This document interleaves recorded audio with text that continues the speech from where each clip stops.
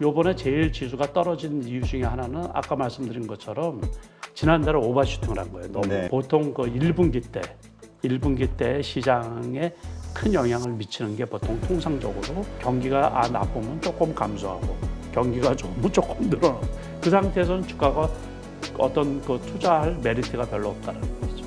보통은 이제 제가 우리나라에서 중장기 투자 같은 경우는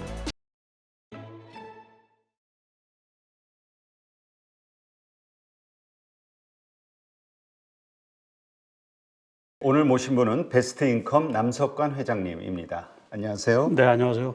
네, 자 이렇게 또 모실 때마다 참 시장의 변곡점, 별로 안 좋을 때요? 네, 안 좋을 때 아. 그래서 더 많은 분들이 좋아하시는 것 같아요. 왜냐하면 이 어려울 때 실전 매매에 대가이시는 회장님은 어떤 생각과 어떤 액션을 취하고 계실까 이게 되게 궁금해하시는 분들이 많거든요. 이 머니톡은 올해 처음이잖아요. 2024년. 그렇죠. 그래서 2024년이 벌써 2주 지났죠. 2주 지나고 이제 거래일수로는 한 열흘 이상 됐는데 지난달 2023년 12월 달에 오버슈팅을 너무 심하게 했죠. 그래서 네.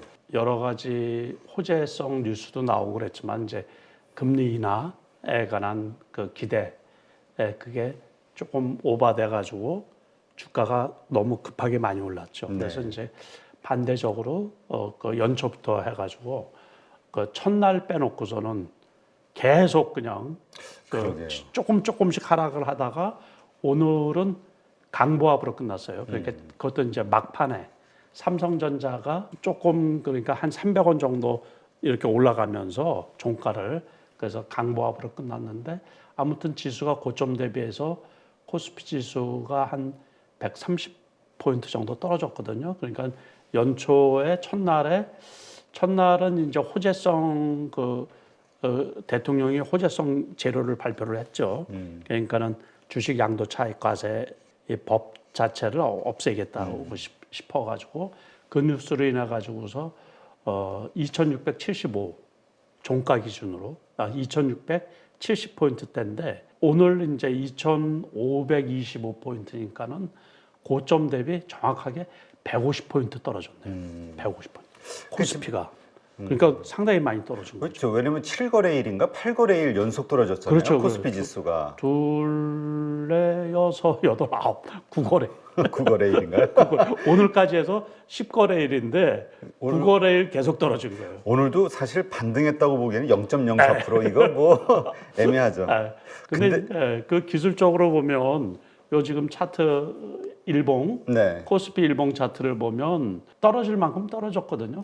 지금 정확하게 이제 61선, 121선에 있으니까는 그 밑에 떨어진다고 해도 거기가 이제 지금 보면 그 2,500 조금 밑에 이 정도 되는데 지금 요 정도 떨어졌으면 된 거라고 보거든요. 저는 개인적으로 제가 지난달이죠. 지난달 이제 그 강의가 있었을 때 오프라인 조선일보 투자 박람회에서 제가 한 얘기가 올해 같은 경우 2,500 이하에서는 사고 2,800 이상에서는 매도를 하고 그렇게 갖고 가라 그랬거든요. 그러니까 2,500이 이제 다 됐으니까는 그래서 어느 정도 이 오버슈팅한 부분이 이렇게 이제 시장에 반영이 됐고 기간 매도세가 그동안에 계속 나왔었거든요.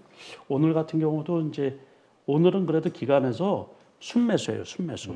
그러니까는 어제까지 기간에서 지난주 금요일까지 매도량이 되게 많았었거든요. 네. 코스피 기준으로 하면 오늘은 한 900억 정도 이제 순매수를 해서 돌아섰단 말이에요, 조금. 그리고 아시다시피 삼성전자가 지난해 이제 4분기 실적이 발표되면서 주가가 또 이렇게 떨어지는데 일조를 한 게 있잖아요. 네. 근데 이제 그것도 어느 정도 좀 반영이 되지 않았나 이렇게 싶어서 지금 때는 이제 종목에 따라서 조금 차이가 있겠지만은 그래도 이 정도에서는 좀 괜찮지 않나. 요거보다 2,500 뭐 조금 더 떨어질 수도 있겠죠. 그렇지만은 이제 2,500선에서는 그래도 무난하지 않나 이제 그렇게 생각이 들거든요. 진짜 반도체, 그러니까 삼성전자 4분기 그 어닝 쇼크로 시장에서 받아들인 것 같아요. 그때서부터 그렇죠. 뭔가 더 시장 흐름이 안 좋아졌던 느낌이 들어요. 그렇죠.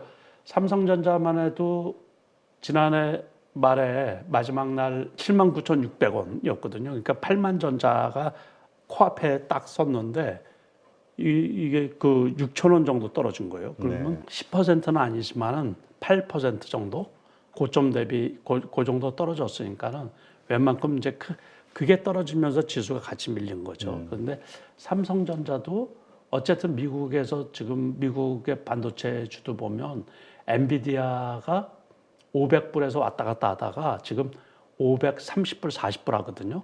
그러니까는 엔비디아는 신고가예요, 신고가.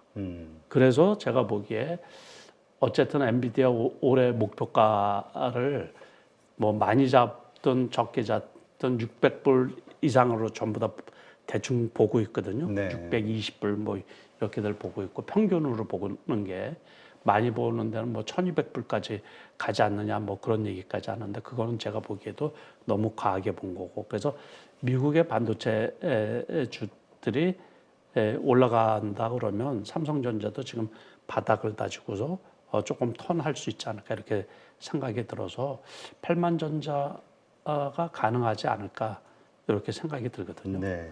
근데 진짜 방송 전에 제가 말씀을 듣다 보니까 네. 오늘 회장님도 그래서 삼성전자 들어가셨다고. 삼성전자를 기존에 갖고 있는 것도 있는데 이번에는 제가 배당도 별로 없을 것 같고 그래가지고 많이 안 샀던 거예요. 그때 연말에. 그래서 오늘 같은 경우는 이제 몇천 주 더 샀던 거죠. 그래서 요거는 어쨌든 뭐 그 여윳돈으로 오래 갖고 갈 그렇죠. 거로 이렇게 삼성전자는 보니까 뭐. 네, 그래서 오늘 제가 73,500원에 샀는데 종가가 73,900원이거든요. 싸게 사셨네. 3,000주 사셨다고. 네, 3천조 해봤자 뭐 얼마 안 근데 되니까. 네. 그렇게 액션을 취하셨다는 거는 정말 지수가 이 정도에서 더 크게 더 밀리지는 않을 것이다 이런 걸 생각을 그렇죠. 하시는 게 맞는 것 그렇죠. 같아요. 네, 그렇죠. 제가 봐도 다른 것들 이제 요번에 제일 지수가 떨어진 이유 중에 하나는 아까 말씀드린 것처럼 지난달에 오버슈팅을 한 거예요. 너무. 네. 그래서 그 기대 심리. 그러다 보니까는 이제 그 차익 실현 매물로 인해 가지고 기관에서 많이 팔았거든요.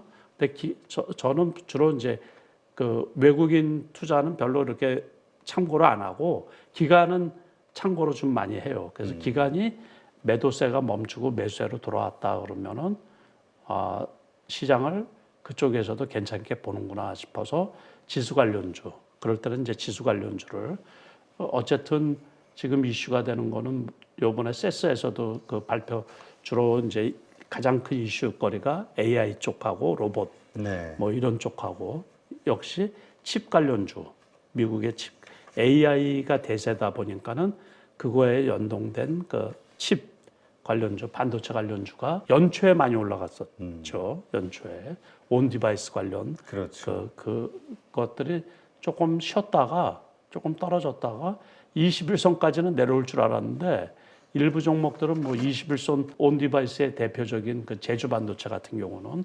21선까지는 안 오고 다시 대반등이 일어나서 지금 정고점까지 또 왔어요. 다시 그때 22,000원대가 고점이었는데 오늘 종가가 이제 21,000원대니까는 정고점까지 금방 다시 회복이 된 거예요. 네. 그래서 이제 지금 이 말씀하신 CES 네. 이것에서 뭔가 새로운 올해의 어떤 그 주도주가 네. 여기서 키워드로 나오는 것 가운데서 탄생하지 않겠냐 이런 기대감 많이들 갖고 있거든요. 그렇죠. 이제 그게 1년 내내 주도주는 안 될 수가 있는데 보통 그 1분기 때 시장에 큰 영향을 미치는 게 보통 통상적으로 그 세스, 미국의 라스베가스에서 이게 벌써 한 10년 됐어요. 10년. 10년 전부터 제가 그 세스에서 이 제시되는 그 기술에 관련 주식들에 주목하라고 하는 거는 벌써 한 10년 정도 됐죠. 근데 이제 갈수록 그 영향력이 더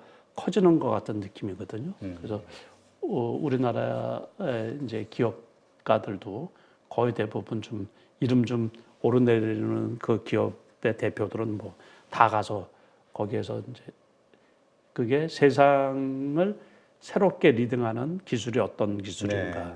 그러니까 관심을 안 가질 수 없겠죠. 사실 그 오늘 이렇게 어려운 시장 하에서도 코스닥이 뭐 1% 가까이 밀렸으니까 네. 온디바이스 AI, 네. 네, 이쪽은 좀 그래도 잘 버텼다. 오늘 이쪽 섹터는 좀 상승을 그렇죠. 엄청 올라온 거죠. 그렇죠. 엄청 올라온 거죠. 그러니까는 갤럭시 요번에 24 그게 출시가 이제 얼마 안 남았잖아요. 네. 그러면서 그걸 이제 완전히 이제 바뀌어진 거죠. 과거에 뭐 스마트폰이 아니고 요번에는 AI 폰이라고 그래가지고 이 완전히 거기에 그 통역 기능이 장착이 된다 그러잖아요. 그러니까 그 온디바이스 AI라고 그래서 그러다 보니까는 그 관련 주식 거기에 가장 그 대표적인 주식 같은 경우는 지금 말씀드린 대로 정고점에서 조금 떨어졌다가 고점 대비 한 4천 원 정도 떨어진 것 같아요. 그러다가 다시 회복을 하고 깜짝 놀랐어요. 그러니까는 조금 더 저는 좀 지지하고 이렇게 해서 횡보하다가 이제 올라갈 줄 알았는데 뭐 며칠 쉬지도 않고서 그냥 다시 회복이 된 거 보니까는 그게 지금은 아무튼 시장의 중심주 역할을 하는 게 아닌가 그런 생각이 좀 들거든요. 그래서 어떤 분들은 그런 얘기 하시더라고요. 온디바이스 AI가 해봐야 아직은 오지 않은 어떤 기대감인데 이게 주도주로서 주도 테마로서 커질 수 있겠느냐. 그거는 그렇죠. 만약에 삼성에서 그거를 쓰는데 그게 이제 처음 장착이 되잖아요. 그러면은 이제 완전히 그 범위가 확대가 되는 거죠. 원래는 그 스마트폰에만 지금 쓰잖아요. 그런데 네. 그게 올 하반기에는 이어폰으로 나온다 그러잖아요. 그러면 삼성에서 쓰면 애플은 가만히 있냐고. 그러다 보니까 이제 모든 그 전자기기에 그게 다 접목이 된다는 얘기죠.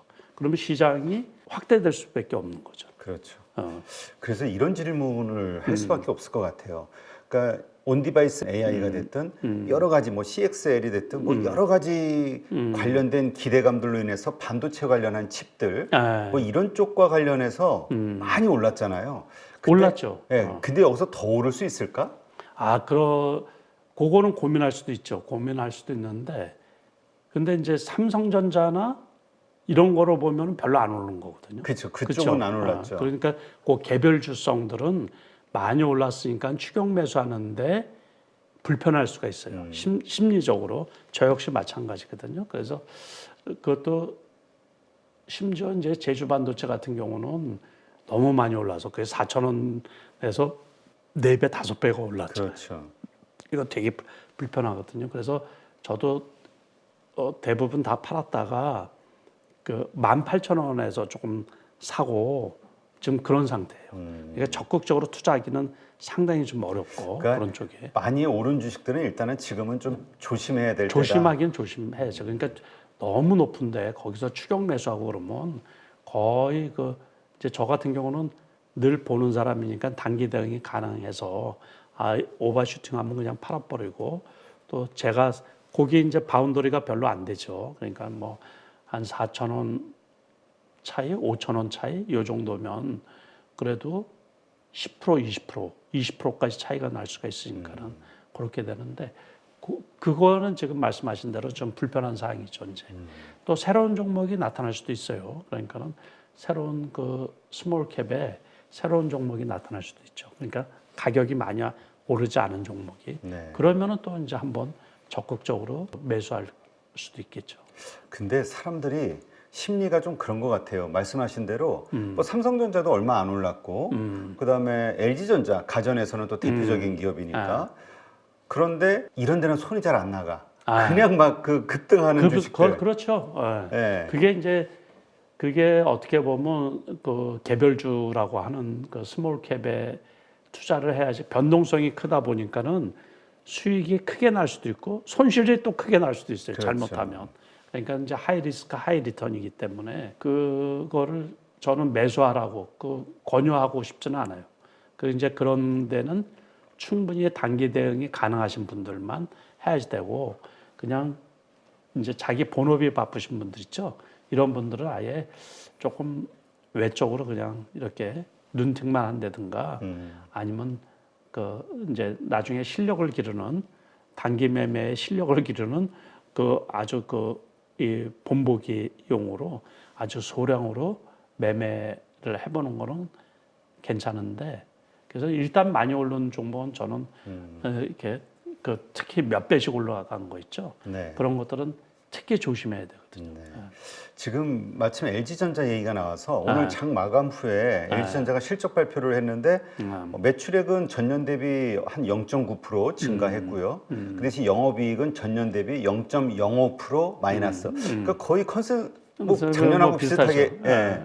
그게 어닝 쇼크 나온 삼성전자나 요새 실적 발표 2차 전지주에서 LNF 같은 경우는 뭐 마이너스 매출액이 47%, 적자도 2,800억, 흑자 예상에서.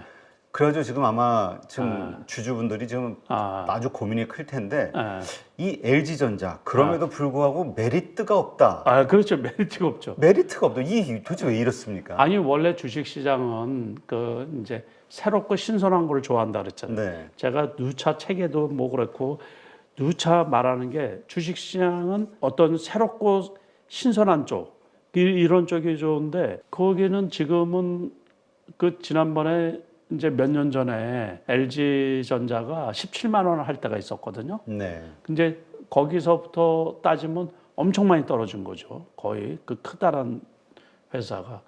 근데 그때는 애플카로 인해 가지고 이 LG전자가 이제 전장 사업에 이제 많이 투자가 되어 있으니까 그 애플카에 대한 기대 심리로 그때 그렇게 고점이었거든요. 근데 그게 진척이 구체적으로 지금 와닿는 게 없단 말이에요. 이렇게 보이는 게. 그러니까 애플에서 애플카가 나오면은 이제 그렇게 올라갈 수가 있는데 지금 스마트폰도 접은 지가 오래됐고 이제 가전이란 말이에요. 주로 가전에서 그렇죠. 그렇게 하다 보니까 가전이야 뭐 거기서 그게 성장이 매출이 없다. 그렇죠. 그게 새로운 가전이 나오긴 나오더라도 시장의 판도를 뭐 확 바꾸고 세계를 리딩할 수 있는 그 아주 독보적인 기술이 선보이는 것도 아니고 그러다 보니까 거기 지금 이제 대표님 말씀하신 것처럼 전년도 매출에서 뭐 획기적으로 그냥 막 고만고만해. 그렇죠. 영업이익도 그렇고 그렇다고 뭐 떼돈을 버는 것도 아니고 경기가 나쁘면 조금 감소하고 경기가 좋으면 조금 늘어나고 그 상태에서는 주가가 어떤 그 투자할 메리트가 별로 없다라는 얘기죠. 그래서 사실 그 LG전자에서 전장 사업을 한다고 했을 때 새로운 성장 동력을 찾았다. 그리고 사실 이번에 상당히 실적이 좋았잖아요. 전장 쪽에서. 그런데 그게 잘 반영이 안 되는 것 같아요. 그런 것 같아요. 제가 봐도. 그래서 저 역시 이 소위 말해서 이제 중후장대한 오래된 기업들 있잖아요. 거기는 투자를 잘 안 해요. 그래서 가장 대표적인 게 금리 인하 때 금리 인하 말 나온다 그랬으니까는 제가 유튜브나 이런 데에 방송 나가면 저한테 질문 많이 하셨잖아요. 그 금융주 어떠냐고. 금융주. 저 금융주 투자 안 한다고 누차 말씀을 많이 드렸거든요. 재미가 없어서. 1980년대에 금융주, 특히 증권주가 증권 시장이 막 개방이 되면서 엄청 많이 급등을 했거든요. 네. 근데 그게 벌써 몇 년 됐어요. 그러니까 그 메리트가 별로 없는 거예요. 알겠습니다. 자, 지금 그렇다면 앞으로 성장성, 그다음에 주가 모멘텀, 상승의 모멘텀 남은 기업들의 옥석 가리기를 할 때 이미 많은 오른 기업도 있고 못 오른 기업들도 있지 않습니까? 어떤 기준으로 이렇게 고를 수 있을까요? 가급적이면 저는 이제 그 당시에 이슈가 될 앞으로 기업이익에 큰 영향을 미칠 섹터 그거를 가장 중요시 여겨서 보거든요. 그리고 이제 그게 또 지속 가능한가